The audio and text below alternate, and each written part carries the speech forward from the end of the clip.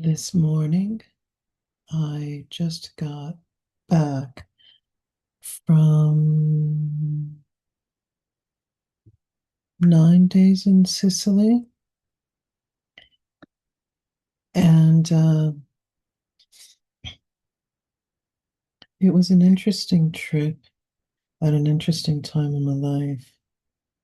How I look at classical culture and where it's at, like classical Greco-Roman civilization, has changed significantly. And also how I look at travel and tourism have really developed for me. I think I've never been a traveler who expects to get to a place, go out, see things the day I arrive, or whatever.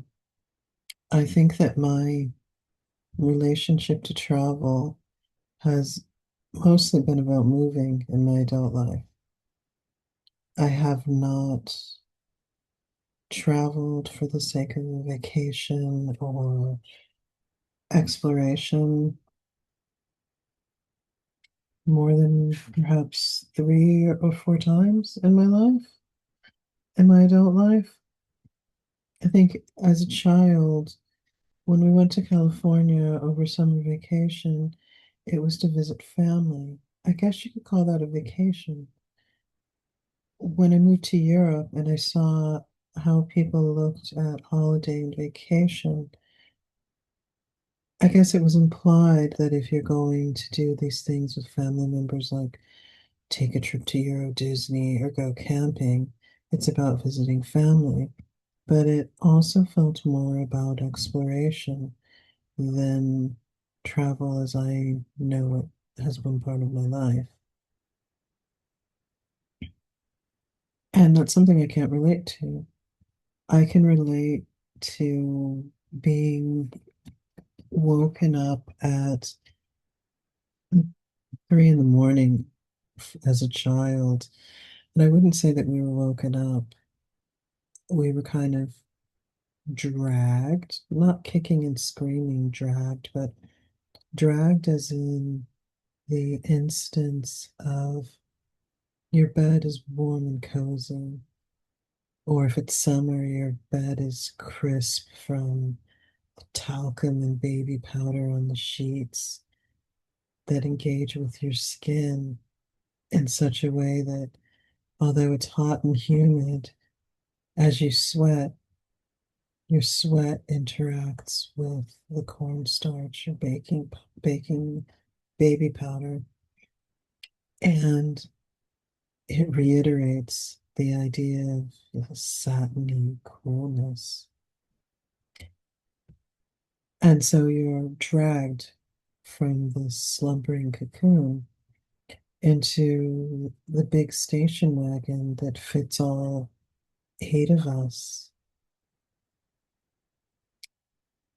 There's blankets and pillows set up. It's almost like the fort that you build in the basement as a child, where you take several chairs and several sofas and all the blankets and sheets and sleeping bags and towels that you can find, and you build an enclosure, you build a hidden world beneath this.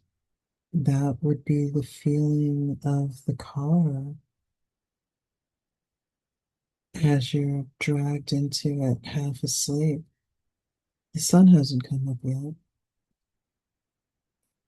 And the reason for that is that by leaving at 3 or 4 in the morning, Mama and Daddy would have been packing everything up. Daddy would have been making sure the oil and the fluids were topped up on the car.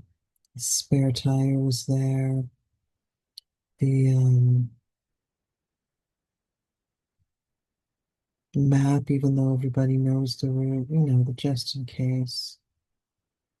Mama would have been in the kitchen making these sandwiches that I only associate with holidays or road trips. I feel like it's a road trip more than a holiday that I'm talking about. It's one of the rare times I remember actually eating bread in my life, which from a European point of view, the bread, what did you eat? With everything else, obviously. So Mama would toast bread, and she was old-fashioned. She would toast bread in the oven. I kind of love toasted bread in the oven. There is something different about it. There's something quite special about it. And so she would toast the bread in the oven, butter the inside of it, scramble some eggs. The eggs would be scrambled in a bit of bacon fat and butter that was left over from grilling the bacon also in the pan in the oven and preparing the sausage patties in the oven so that they'd have nice and crispy edges. And these bacon and egg sandwiches were just so glorious. And you knew that they would be waiting for you. So there was a certain excitement about these like breakfast treats along the road. You're not meant to just get in the car and start, begging for sandwiches. They're breakfast. You're meant to wait until, we've been on the road a few hours. And because you're just kind of dragged from the comfort of bed, all powdered up and fresh and tidy, that it's just going to be a seamless transition into the car and you'll mm, recognize something's changed, but then you go back to sleep. So a few hours later, we've driven 4 of the 8 hours to Oklahoma City, or 4 of the 12 hours to Texas. And when we were traveling to California from Missouri, that would be 4 of the 18 hours. But on those longer road trips to go all the way to visit family in California,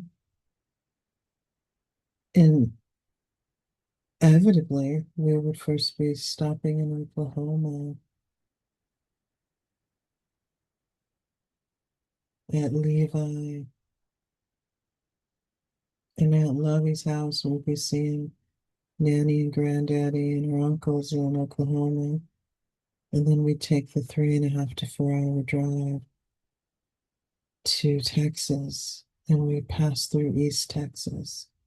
We'd maybe stay in Oklahoma for a day or two, and then we'd keep the journey going. And we'd get to East Texas, which was always the part that I loved. I loved Aunt Living. She taught me about strawberry and rhubarb and leavening and baking and principles rather than recipes, concepts rather than instructions. And she had a temper like fire. One of the unfortunate consequences of diabetes is that some people lose their vision, especially if diabetes is accompanied with an addictive relationship to food. And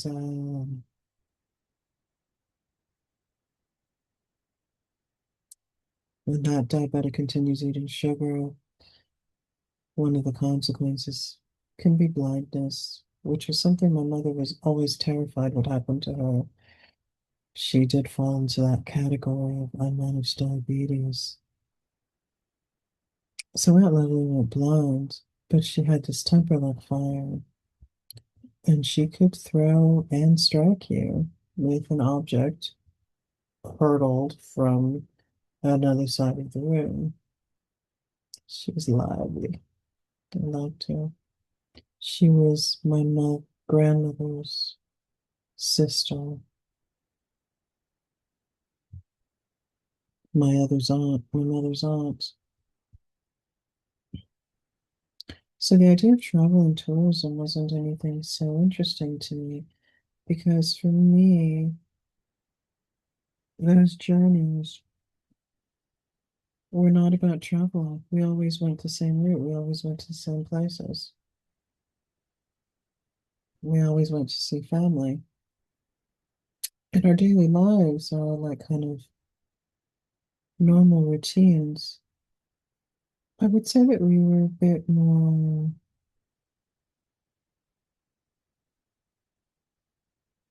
entertainment oriented than other families, from what I noticed. We went to movies, and this was at a time, I mean, now we're also at a time when movies aren't the same experience, but I was going to see movies far more often than other people and kids at school. And we had season passes to amusement parks, and we used those passes to death. Other people had the season passes so that, if they went 2 or 3 times in the spring and summer season, it would be convenient. They wouldn't have to give the kids money if it was going with a school trip. But us, if mama and daddy were working and one of my older siblings had the car, we'd go out to Six Flags. We'd just drop into the amusement park for a little bit. Because there was an emphasis on play and fun and exploration that I would say was not exactly everywhere. Um, so the idea of going to Sicily with friends on a vacation, as I did from the 29th of May until the 29th of April until the 9th of May, the idea of that was really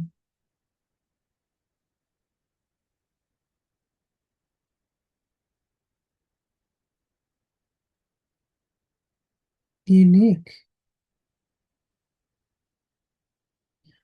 I have never gone traveling with friends.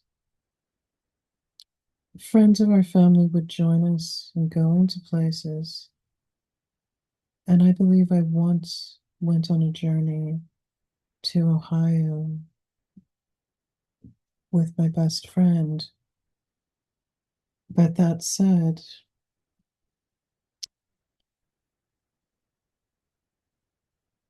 I do believe that this vacation was the first time in my adult life at the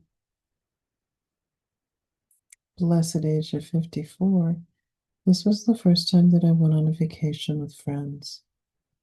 I mean, I think in the Netherlands, I went out to the dunes where a friend Rhea's family had a summer house,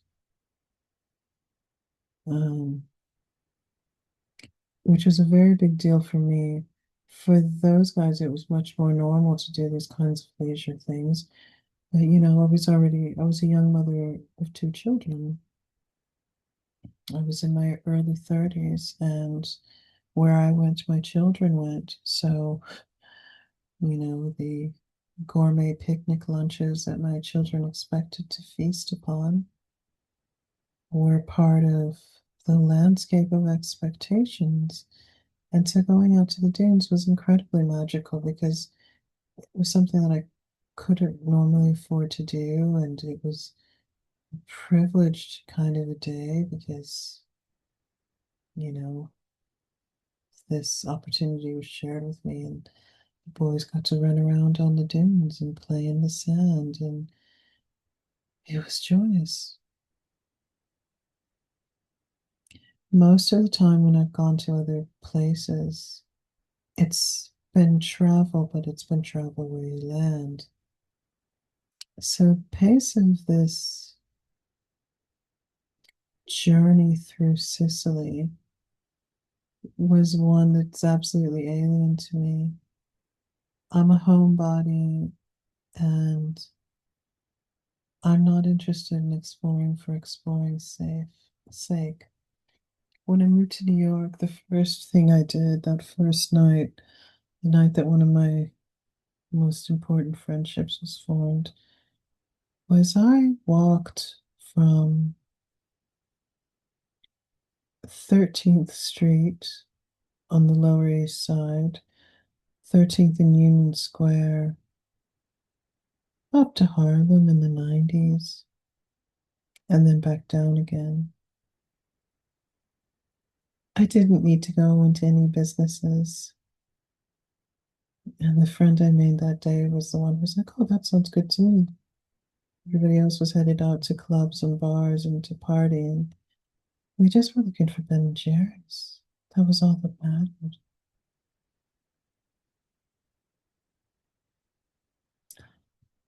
So the idea of traveling and objectives has always been, even in the moving, yeah, I took my kids to museums, loads of them. But it was more like to visit a painting. It wasn't for the tour with the audio. It was, oh, this guy Vermeer and Jan van Eyck.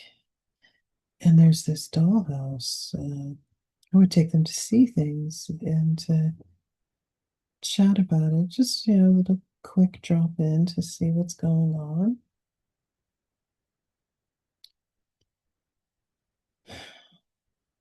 Hmm.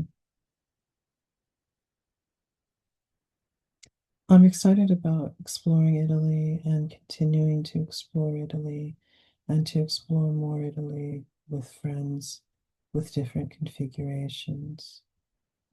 This configuration was experimental and it yielded a lot of really wonderful things. Today and yesterday, we've had a couple of conversations with Sicilians, and it's my mother's name was Cecilia, so it's kind of interesting to be in a place named Cecilia. And some of these Sicilians told us they had never seen the entirety of the island or the archipelago, the Aeolian Islands. And that really struck me because in our 9 days of traveling, we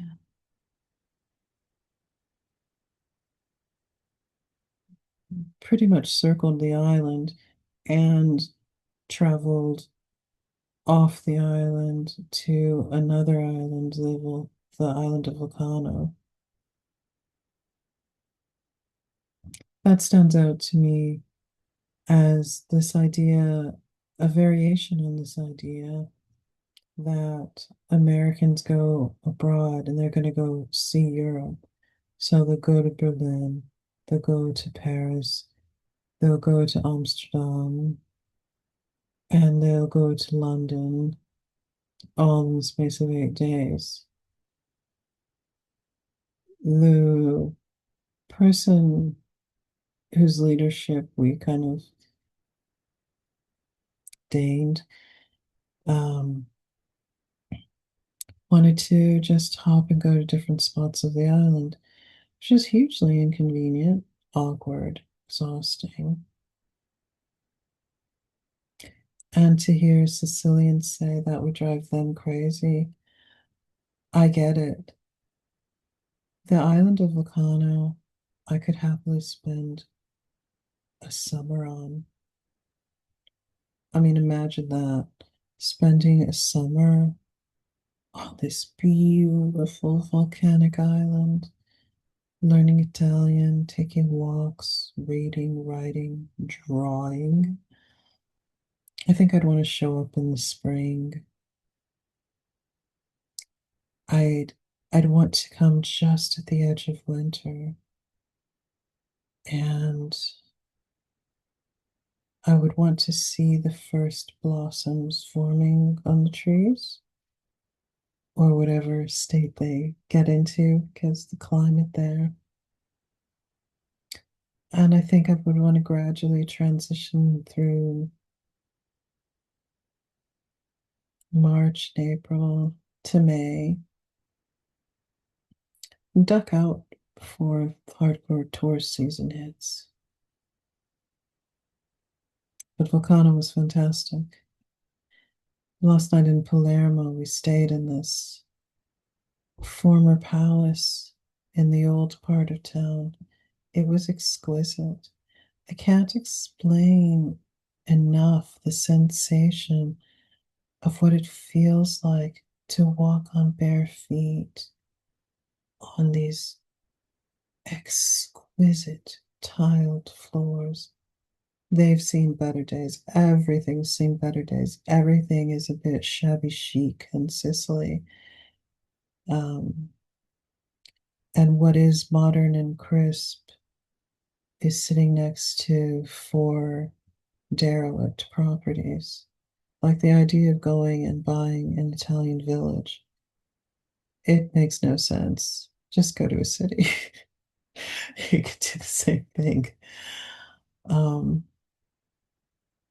but that's also the magic of it because the ruins are, you're literally watching the remnants of a city, of a civilization, a polis crumbling.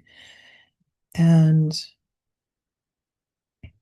you're ever so aware of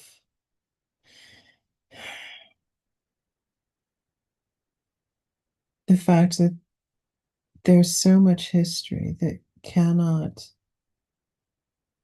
be maintained or loved or preserved, that it's just an elegant ghetto in a lot of ways. And when you look at the number of criminal situations, like even this morning in the shuttle to the airport, the bed and breakfast arranged the transport, yet the driver stopped just in view of the airport and tried demanding we pay in cash then and there rather than entering the space of the airport. It was absolutely terrifying. Everything had been fine, and then he's taking his seatbelt off like he's going to get out of the car and throw us out. And he was saying it's customary. It was insane. It was offensive. It was terrifying. These kind of opportunities of chipping you are constant. That's just one. That was the final one. Um, but that's what brought it home to me. This idea that, well, actually, when you are in a town or an area of town where within view you can see several derelict abandoned buildings, we would call that a ghetto. We'd call that a bad neighborhood. And that was everywhere in Sicily. On the island of Vulcano was a different story, but there were entire properties that the for sale signs had had grown vegetation and trees through them in some instances. Those properties weren't going anywhere.